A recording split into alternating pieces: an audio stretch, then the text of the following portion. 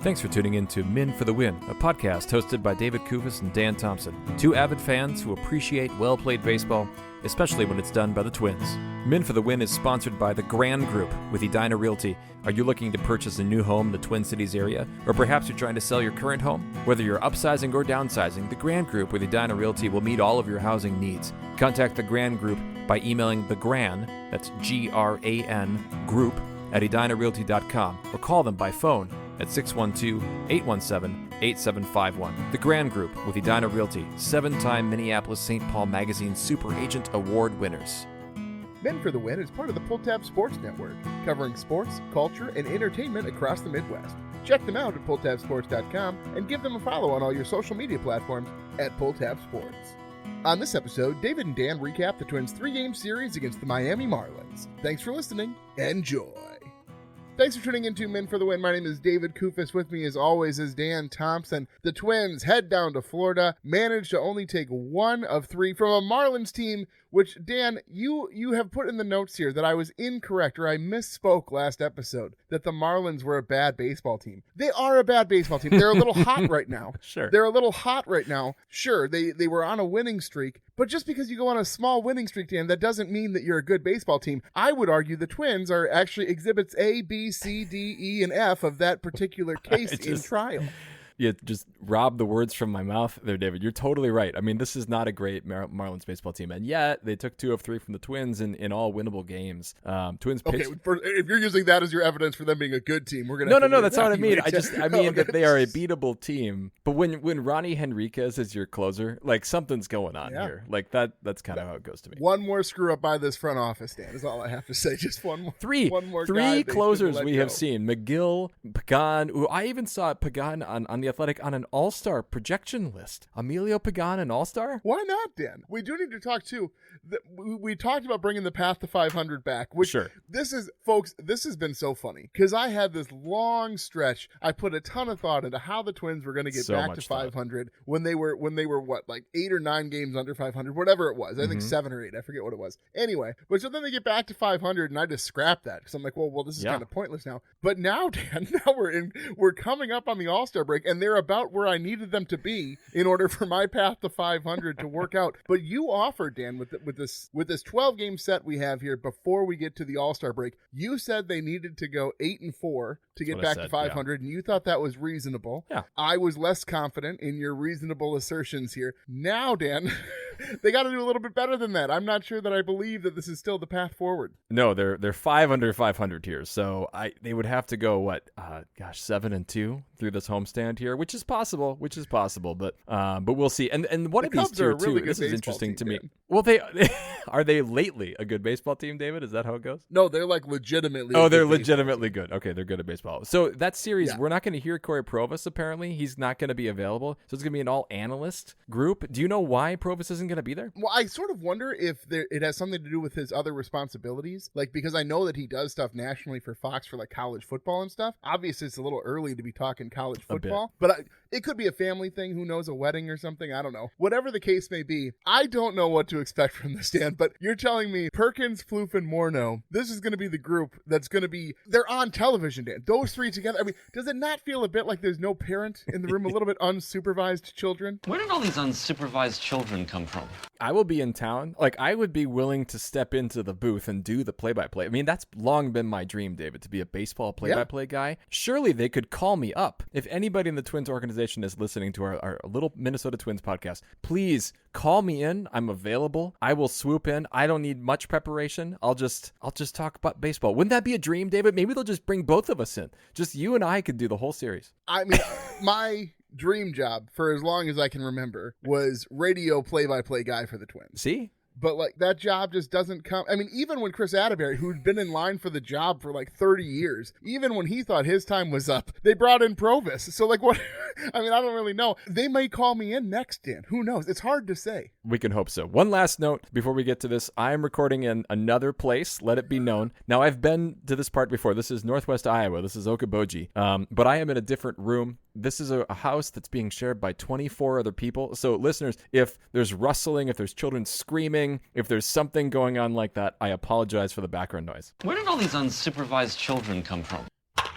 series recap. Game 1, Dan. 2-0 Marlins take this one. Joe Ryan continues to impress, though. 7 innings pitched, 5 hits, 1 earned run, 4 Ks, and a home run. Unfortunately, Dan, Edward Cabrera was just a touch better. 7 innings pitched, 2 hits, 1 walk, 6 strikeouts, which meant basically shut down baseball outside of a Kyle Stowers solo home run in the bottom of the second, which came after Stowers was not hit by pitch. I see you referenced, Dan. Well, just on review, right? So they reviewed it. It was like a 1-2 pitch or an 0-2 pitch, and he went to first because they thought it was a hit by a pitch, but replay showed that it hit the knob of his bat. So he went back into the batter's box and then hit a home run, which for that to happen to Joe Ryan, of all people, would be all the more frustrating, I'm sure, for Joe. Oh, I'm certain. But Marlins are up 1-0 heading into the 7th, which was the Twins' best chance here. Top of the 7th, Castro singles. He steals second, and then Correa K's on the pitch that Castro stole second, and then Wallner with the 4-pitch walk. So you got runners on first and second, 2 outs, and then Lee goes down on 3 straight strikes. And I'm sorry, we're going to get into this a little bit, Dan, but there were so many terrible at-bats in this series. Just guys just getting up there and swinging, like 3 straight swings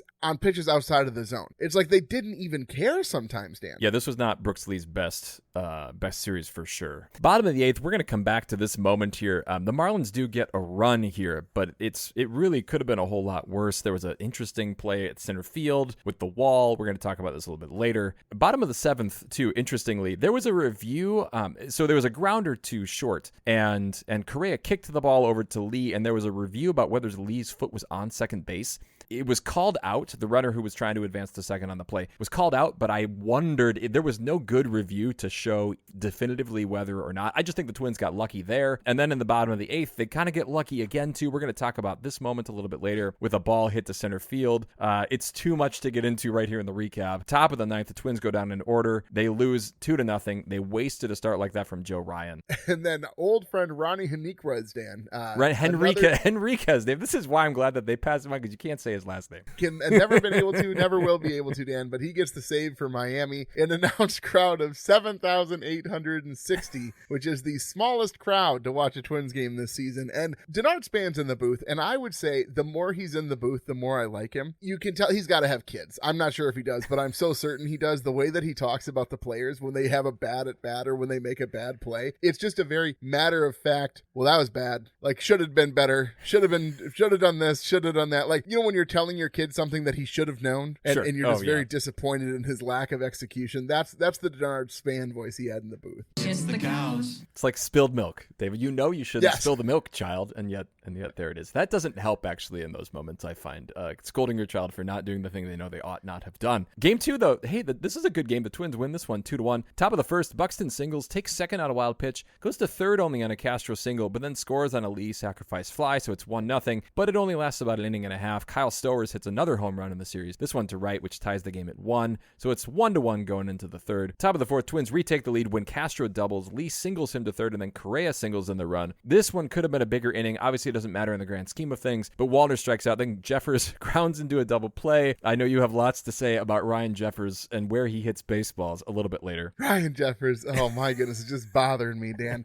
Maybe a different type of bat would help. But bottom 6, bottom 7, a whole bunch of stuff goes the Twins' way, which we're going to talk about a little bit later in the segments. But the bullpen takes care of things from there with Duran getting the ground into a double play to end the game. SWR gets his 4th win, 5 innings pitched, 1 run, 2 hits, 2 walks, 3 strikeouts, 75 pitches. So some may argue he could have gotten another inning. But as we know, Rocco, in some form, is trying to make sure that SWR he's maintaining keeps his confidence. adrenaline. That's what he's doing. Momentum or confidence. In Dan Thompson's universe, this is somehow helping SWR in his confidence. I can't compete with you physically, and you're no match for my brain. He's got a plan. Rocco's always got a plan with his starting pitchers here. All right, well, game 3 here. Marlins come away with this one 4-1. Festa's on the mound. He goes 6 innings pitched, 4 earned runs, 7 strikeouts, a home run. Okay, here's the thing. I get it.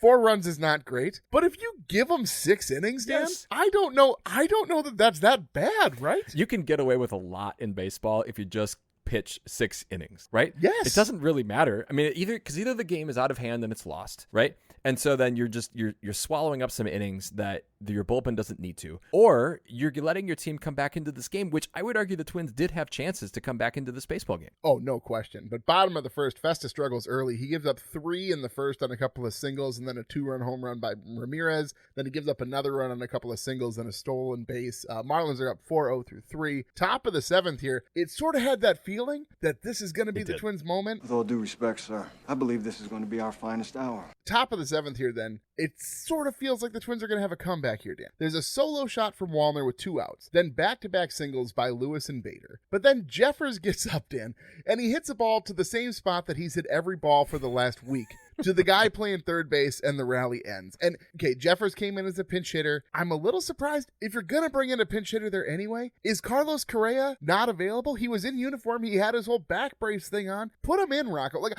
I know he hasn't been great, and Gleeman even has this huge article at The Athletic about how Correa just hasn't been the clutch guy who he's supposed to be. I want to build a championship culture. Who the Twins thought they were getting when when he played for the Astros, Dan. He was the guy you wanted up in every big situation. And right now, I sort of think that that's fleeting a little bit from my mind because I think I've hung on to it for so long that Correa is a clutch player. And yeah, to be fair, he's done a lot of great things for this team as far as, the postseason victories have been huge. He's played a big part in those. But at the same time, Dan, it just feels like he's not the guy with ice in his veins. Royce Lewis certainly isn't the guy with ice in his veins. Nobody's got ice in their veins unless they're playing in a stadium that's just cold, Dan. Like, nobody is actually the guy who we want up at the plate. It's really depressing when you say it like that. But I think it's a good indictment, and it's a good description of the indictment we have about this baseball team right now because they just are not getting those clutch hits. I know data will tell you that they are getting some hits with 2 outs, but in the key moments, they're not stepping up here. Also, the Twins, by the way, in this, well, there are a couple nice plays. In the bottom of the 7th, Castro completes an unassisted double play, catches a line out, then beats the runner back to second. So that was nice. But then they made Perez, who hadn't gotten through 5 innings in any of his 5 starts for the Marlins, looks like a Cy Young candidate. He goes 6, 1 hit, 1 walk, 7 Ks, no runs. I looked at this game and I thought I liked the matchup of Festa versus Perez. I thought Festa would be the better pitcher, and it turns out the Twins could do nothing against this guy.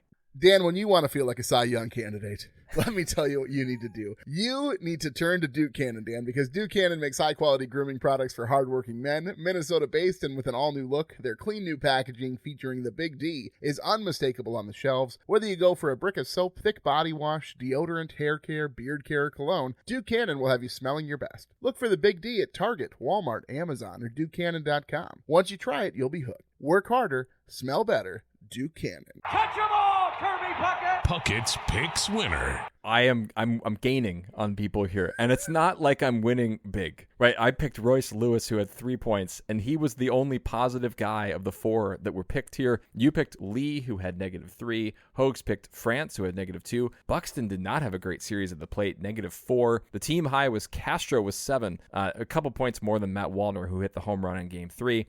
So I get the win here, David. I am at 8 on the season, which is still behind the leader Hogs with 10.5. You're right behind me at 7.5, and the listeners have 6.5. Still a close game here, Dan. Totally. Lots of baseball left to play. Let's go forward here. Beast versus Bench. Beast versus Bench. Is losing fun?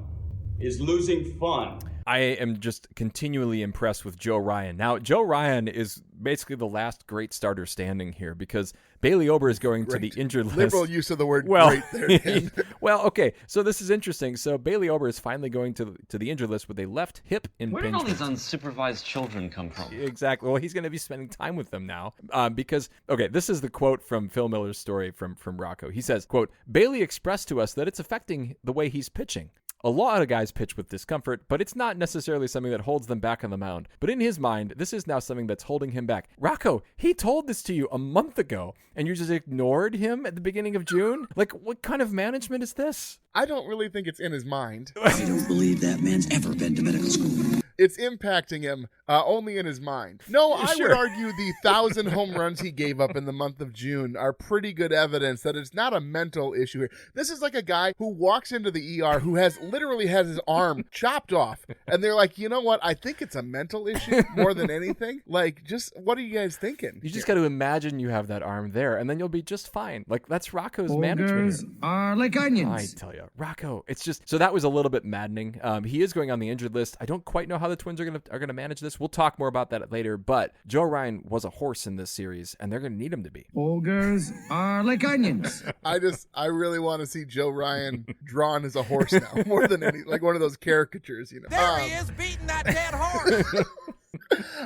So I'm going to give the beast here actually to the bullpen here. 8 innings in a 3-game series and only 1 earned run. And the earned run was Louis Varland, and honestly, he got kind of a rough couple of bounces here in his outing.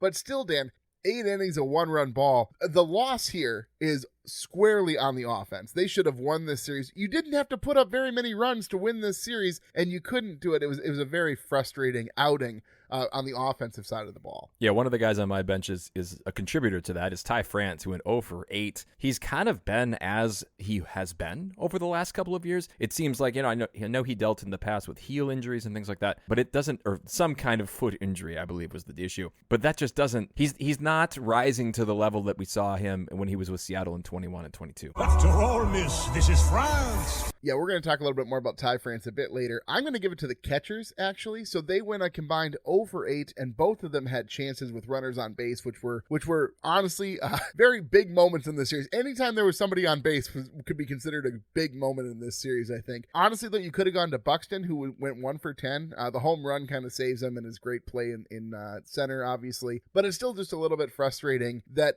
these guys, again, who are constantly there, but they do a mediocre job at best. It's just a little frustrating that Jeffers, who's sort of supposed to be the long-term answer here at the catching position for the Twins, it's looking more and more like he's not that guy, Dan.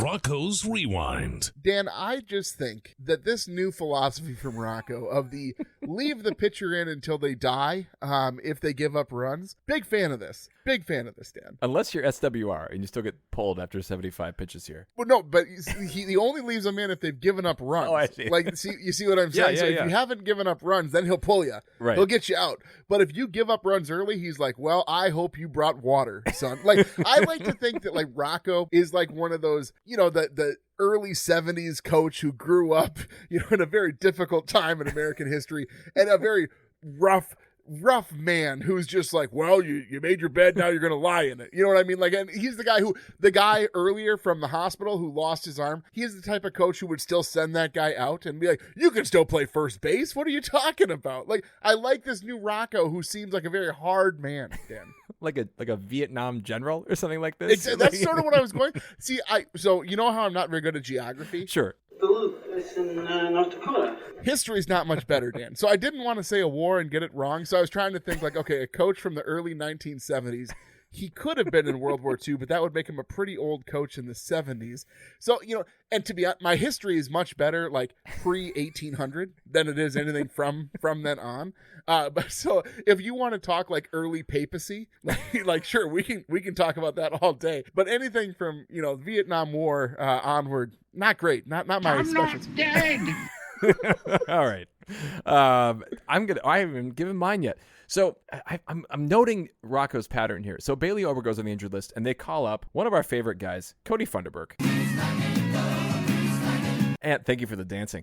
And yes. I just wonder here if he's going to get one more outing out of Joey Wentz, and then he will be released, and then the Twins will bring up the starting pitcher. Or I think, seriously, they might even consider picking up a pitcher at this point to give a spot start. They don't have a lot of great options right now with injuries at AAA and things like that. Or do they have days off enough where they can manage it? They have Randy Dobnik. Well, it's like you're not even listening. Like, have you not been a listener to the show, Dan? Are you only on the show?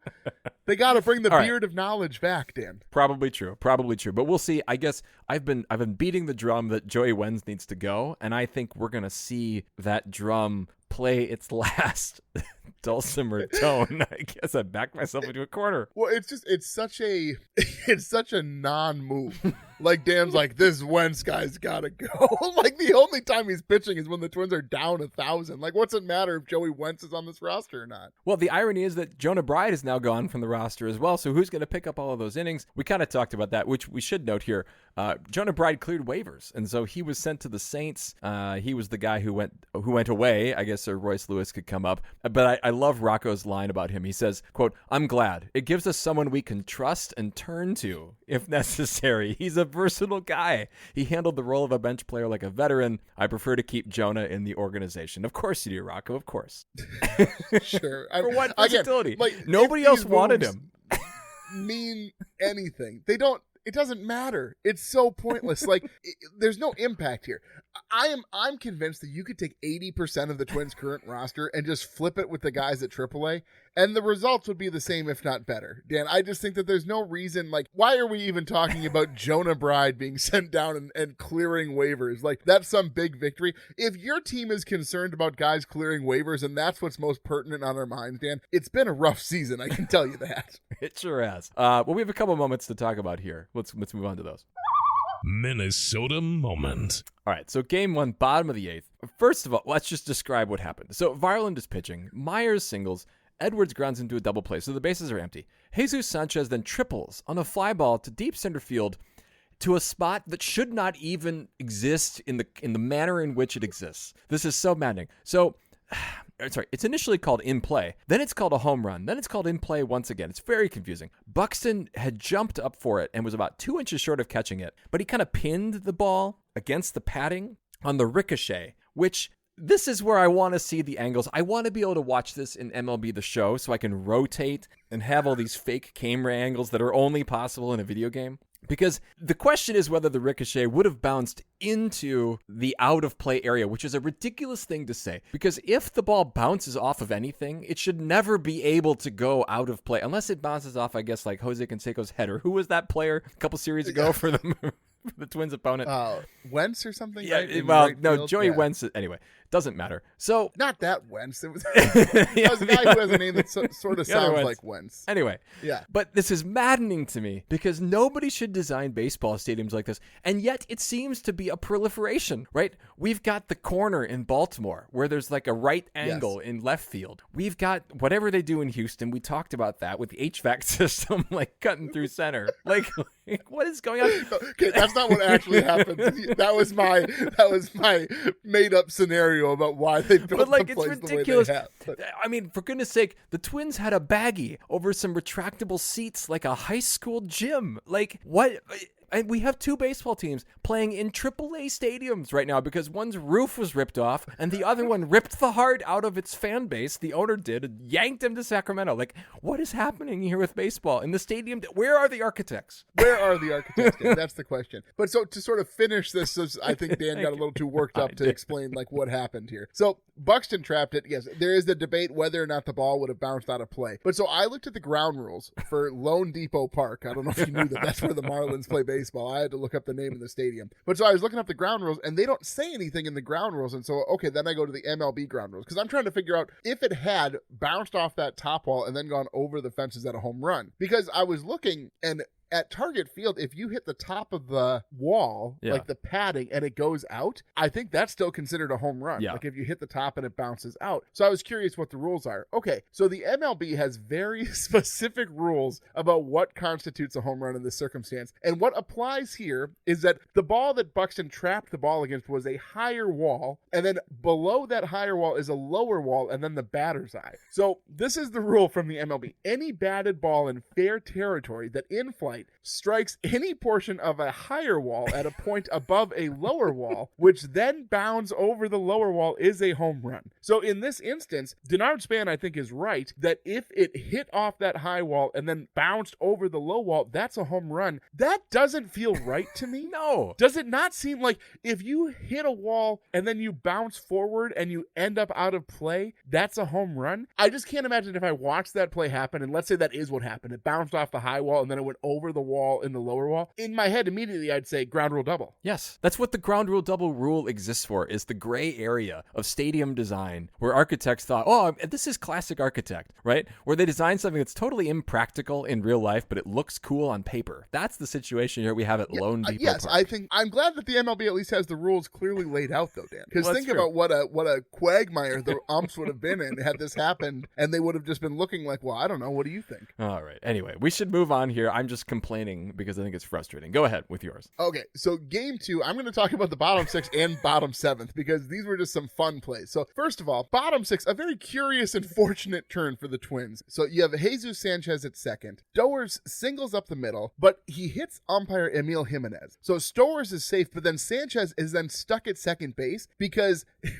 if it touches an ump, Dan, and the ump has to be on the grass, not in the dirt. If the ump is in the grass and it touches him, it's considered a dead ball. So what's so funny, Sanchez scored, and had you just clearly watched this play, you wouldn't have given it a second thought that the run scores here. But because the ump, he wasn't on the dirt, he was on the grass, so it's considered a dead ball once it touches the ump. It was so funny, though, because you have Provis in the booth just really frustrated that the umpire didn't grab the mic and explain to everybody in the stands what happened. But then Span comments that he probably wouldn't even need to use the mic. He could just talk loudly because there's so few people in the stadium, which, again, just endeared Denard. Just use his teacher voice. That's all you got to do, yes, Denard. Yeah. Like, just speak up. And so then bottom of the 7th, you got runners on first and second. Xavier Edwards singles. Connor Norby tries to score from second, and Harrison Bader throws a dime to Jeffers, who tags out Norby. The Marlins challenged for interference, but Jeffers played it perfectly. But there was 1 out at this point, Dan. So you can either have 1 out, bases loaded, or 2 outs, runners on first and second. Did Tommy Watkins fill in for the Marlins at third base here? Because that was that wasn't a good send here for the Marlins. No, ironically, though, they did load the bases because Heriberto Hernandez walked, but then Otto Lopez flew out. So the Twins certainly dodged out of trouble there. Yes, one that maybe they needed all the help they could get, Dan, is really the moral of that story. But let's keep pushing here. Maurer's musings. I just don't know how it can get any better. Maurer's musings. So, Dan, I was looking at this roster because I'm depressed and thinking about next season already. And guys who are in walk years currently are France, Castro, Vasquez, Paddock, Coulomb, and then there's a mutual option for Bader, which I would be shocked if they don't pick up that mutual option because he has been so good in the role that they wanted him to play. But so my question is, Dan, out of those guys, again, it's France, Castro, Vasquez, Paddock, Coulomb, and then the mutual option for Bader. Are there guys here that you would try and move at the deadline? And if so, which ones? And like, what does that mean if you're moving those guys? Like, are you still trying this season, or how important are these guys to you actually being competitive, really? David, I would part with as many guys as possible. I'm looking at this team and their inability to beat mediocre baseball teams, and I think you have to get as much value for guys as you can, and it's going to be not great prospects, right? None of the guys you listed there. Maybe Castro has some extra value because of his versatility, but I think as much as I like Willie, I think you can find somebody who's like Willie in the organization to fill that versatile role. Austin Martin could probably do about that in another year, so I would say trade whomever you can and get some value. Yeah, I agree. At this point, I don't know that it's really going to change the perspective as far as what this team is capable of. None of these guys are make or break. Honestly, if you just said we're going to move on from France, we're going to bring up Eddie Julian and we're going to see what he can do at first base, I don't really have a problem with that because, yeah, Ty France has been pretty good for you in a lot of facets this season, but at the same time, is he the guy who's going to lead you to the World Series? No, but I don't know that guy outside of Buxton and Correa is anywhere else on this team, and even when I say Correa now, I'm sort of choking on my words a little bit, Dan, that he's going to be the guy to lead us to the World Series. Well, I think what you can do is, and I've seen this online with people speculating, I think Royce Lewis becomes a first baseman, and you hope that Luke Keeschel can play second, or you find, Brooks Lee's your third baseman. I think that there's ways to get around Ty France here, so I think they're going to be okay. I do have a lighter question for you, David, because it's the 4th of July. Many of you will be listening to this on the 4th of July. Which Twins player are you inviting to your 4th of July gathering, David? It depends, because do I want to take the player who I think is best at baseball, so it'd be so fun to have a guy like that at your house, or the guy who legitimately would be more fun and would hang out, have a couple beverages, play a little bags, throw some meat on the grill? So I think this is what I would do. Can I have more than one, or I can only invite one? No, you can invite multiple if you think they would get along. Oh, perfect. Okay, well then, so I'm going to take Buxton for sure. No question. Buxton's going to be, just because I want to say that I had Byron Buxton at my house for the 4th of July. And I think he'd be a fun guy. He's got kids and they can play with my kids. It'd be fun, whatever. And then I'd also bring Ober because of my soft spot for Bailey Ober. And he has kids also. So, they could play with my kids. It'd be just so much fun. I think that would be it for players. If I could stretch the question a little, please, I would also invite Rocco. And I would chew him out pretty aggressively. On for the some 4th of the of July, you would chew him out? I'd wait until midnight after the fireworks were over. Be like, we're not celebrating anymore. And then if I could dig back a little bit Brian Dozier, I think I would also. Sure. I think I would also bring, just because I don't know why this is so stuck in my head, but when he won the World Series with the Nationals, and there's the videos of him celebrating, if that doesn't look like a guy you want to hang out with, Dan, I don't know what does. See, okay, this is an interesting, you brought up a couple things that I'm going to piggyback off of, which, speaking of piggyback, I'm totally inviting Bailey Ober number one, right? Because I know that he will get along. Where did all these unsupervised children come from? And his family will ingratiate, and we will just, I have 4 children, listeners might know, and there's like an understanding that families with 4+ children have with each other, that there will just be chaos around you, and you're just going to carry on with conversation. Like, nothing's going to faze you. Like, you just have to keep going, because if you don't keep going, if you put out every fire, like, you'll never get anything else done. So I would bring Bailey Ober and his family over, his wife. I'm sure she's lovely. I'm not a witch, I'm your wife. I just think we get along so great. And then the other guy that I would want to invite over as well. I have magic hair that glows when I sing. No, not Luke Keeschel. He's still recovering. Oh. I would want to bring Royce Lewis over. And I would also want to bring, we have a good friend who's a psychology professor, and she's really good at getting people to talk. And so I would just put them in a room together. Just say, Royce, what are you thinking right now? And then have this friend talk. And we would get so much insight out of Royce that Royce didn't even know about himself. He is the one. I like to think that what he brings to 4th of July would determine the sounder you'd use. Sure. You were the chosen one. Like, if he shows up and he brings Corona, you'd be like just sitting there. You were the chosen one. Well, he shows up, he'd bring some Fulton. He is the one. Be fun. Yeah. Be a fun little game to play.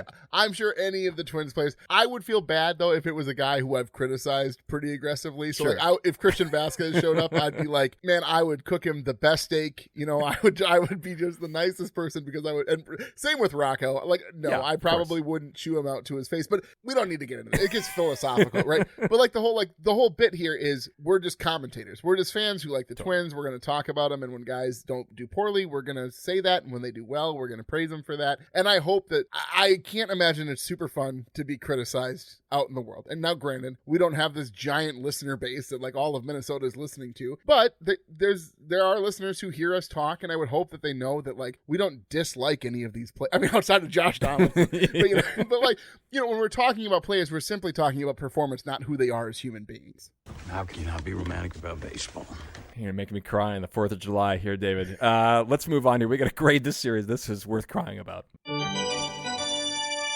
Series grades. It's an F, Dan. You had to win 2 out of 3 to right the ship here. 3 for 15 with runners in scoring position, 18 strikeouts, 3 walks in the entire series, Dan. Oof. Just a lot of bad at bats. They deserve an F. Every aspect of the game deserves an F here, Dan. Yeah, I mean, mine is an F. It ends up being 14 out of 25 here, but it's the momentum really that I thought was the killer here, because I thought you had a chance to win a series, to kind of build some into this home stretch here, this home stand before the All-Star break. But no, it's an F again. But David, it's also a day to celebrate here. And I tell you, if you're sitting down and you're having a wonderful barbecue here for the 4th of July, there better be some Jimmy's coleslaw on your table, because it's officially coleslaw season. I can think of no holiday more suited for it than the 4th of July. It's available in original, fat-free, and pineapple. Jimmy's is family fun, and it's locally owned. It's delicious on burgers, on brats, on pulled pork, and as a summertime 4th of July side. You can't go wrong with Jimmy's. Pick up a jar today.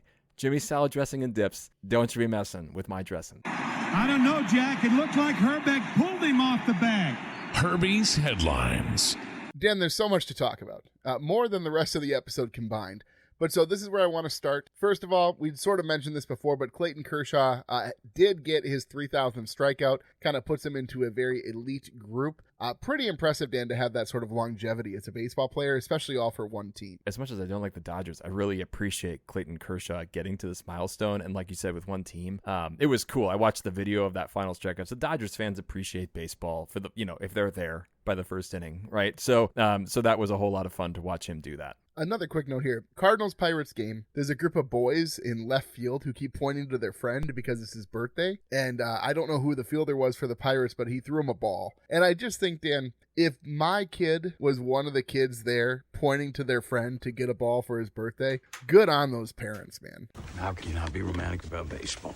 I love that moment. But the one I want to talk about the most here is this bit with John Oliver. So I couldn't believe that this actually happened here. And you should read the full story, people, if you're listening, about the moon mammoth. So John Oliver, who's a comedian, last week tonight is his show. And basically what he wanted is he wanted to help a minor league team rebrand itself. And so one of the teams that applied was the Erie Seawolves. The Erie Seawolves have this wonderful tradition of making fun of themselves and just like not taking themselves super seriously, which I think is what minor league baseball does super well. Like in 2017, they did an alternative facts night when the Seawolves celebrated a championship they never won against the team that had won it the previous year, which they just do stuff like this, which was so clever. But David, you should tell them then how the rest of this worked out with the moon mammoths. Yeah, so basically John Oliver says, hey, everybody send in your applications and I'm going to rebrand the team and I'm going to pay for it all. But the catch is you guys don't get any say in what the name is, and we're not going to run it by you. It's just we're going to be whatever we choose. I assumed, Dan, that this was going to be very inappropriate, I guess, would be my thought, is that's what they were going to try and do, just some sort of innuendo or something, to make it pretty spicy. But no, they did a great job. They did some deep dives into the history of Erie. And I guess there's this Lake Pleasant that's near Erie or in that county. And this guy named Moon found the remains of a giant mammoth, including like the tusks and stuff. And so they named the team the Moon Mammoths, which, first of all, fantastic name. Great name. But secondly, like just the fact that they went to those lengths to like find out the history of the town and like come up with a really interesting name. Good on them, man, because you could have taken the cheap laugh and made it something really stupid. But no, you like went through and made it kind of, is it a silly name? Yeah, but it's still cool. Like it's a good name. Like who wouldn't want to be on the Moon Mammoth stand? No, it fits the minor league mode of having the best names. I would be lying to you if I told you I didn't put a Moon Mammoth hat into a cart on MILB, but it's pre-sale, so I have a little time to think about it. But this is really, really cool. But I also think it's weird. Does this mean that all minor league teams are going to start going towards that alternate jersey, like a City Connect, but for minor league baseball? Because that's a lot of hats I'm going to have to buy, David. I don't know. I don't know that they have the budgets to do it, right? Like, I guess if every late night talk show host across all networks is going to sponsor a different minor league team, like that'd be a movement I'd get behind. It'd be cool. But I do think that, like, I don't know that everybody could do as good a job, just because I think a lot of people would take the cheap laugh route. And so again, I just can't say how much I appreciate how much effort they put into this. And even if you watch the presentation, like they have what's his face do the announcement. Bob Costas. It's fantastic. Yeah. So it's super cool, and like it's just fun that it's basically Snuffleupagus, but he's purple. Yes. It's sort of the Moon Mammoth, which I just really like. But anyway, you have one last note here. Yeah. So the Guardians, they're doing everything that they can to help the Twins. They've lost 6 straight. They're trying to keep in step with the Twins to make sure nobody really wants second place in the AL Central if they're not going to win the wild card. But the Guardians' relief pitcher, Luis Ortiz, has been placed on leave as the MLB completes a betting investigation. Now, this is what's interesting. The way that this came about was that there were 2 instances where there was unusual betting action on whether the result of a first pitch to a batter from Ortiz would be a ball or a hit by pitch. And if you go, Ken Rosenthal has a great article at The Athletic, but he breaks this down and he shows the videos of these pitches, which are both either really low or very outside. So much so that the announcers, even on the second pitch, make just a bit outside reference. No, really? So clearly, Dan, that does seem a little bit odd. If there's weird betting activity on whether a ball is going to be a ball or a hit by pitch, and the ball is nowhere near the zone, that's more than a coincidence, I think. This makes me so frustrated that baseball and other sports let you bet in such a granular way, where you can bet down to like a pitch or something like this, or that, like if a team is down 5-1 in the 5th inning, you can make a bet whether they're going to come back or not, as opposed to just like were they going to win the game in the outset. Like, so the fact that there's such granular betting probably makes it a lot more tempting here, because you can just kind of bet on just about anything. You can design your own bet essentially, which again, I will say betting has infiltrated sports way too much. Yeah, they do a great job in the article too, sort of breaking down the other guys who got in trouble, the umpire.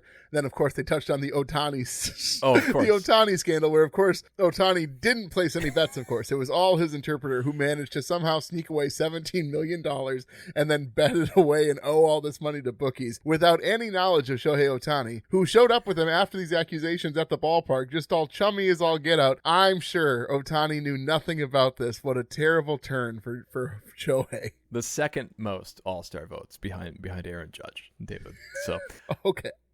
Well, let's go ahead. Let's make our picks here for the upcoming. Who are we playing? The Rays. I guess we're still in Florida. Yeah. No, we're not. No, in they're Florida. coming back we're to back Minnesota. home. Yeah, but it's hot. It's hot, Dan. And we'll see you tomorrow night. Puckett's Picks.